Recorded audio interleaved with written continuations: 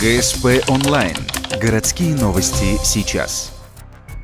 Ухтинский суд вынес приговор владельцу ООО «Юганск-Подводстрой». Директора обязывают отдать 202 миллиона рублей в счет невыплаченных налогов. Технология преступления проста. Руководитель заключил фиктивные договора подряда со сторонними организациями, что позволило уменьшить сумму отчислений. Однако еще в 2012-м его действия были признаны незаконными. 6 февраля 2015 года суд вынес решение взыскать деньги с предпринимателя, но тот, само собой, не согласен.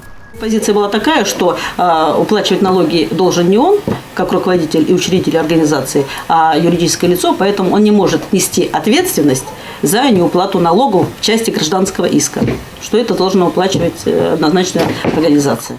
Однако организация уже банкрот. Сам руководитель проживает на Дальнем Востоке. Хоть Юганск-Подводстрой и зарегистрирован в Ухте, но предприниматель гражданином Коми не является. Благодаря фиктивным договорам сумма невыплаченных налогов составила более 133 миллионов. Плюс к этому пени более 60 миллионов за несвоевременную выплату и еще 9 за необоснованное возмещение из госбюджета. В итоге от руководителя предприятия требуют 202 миллиона в пользу Российской Федерации. Приговор не вступил в законную силу.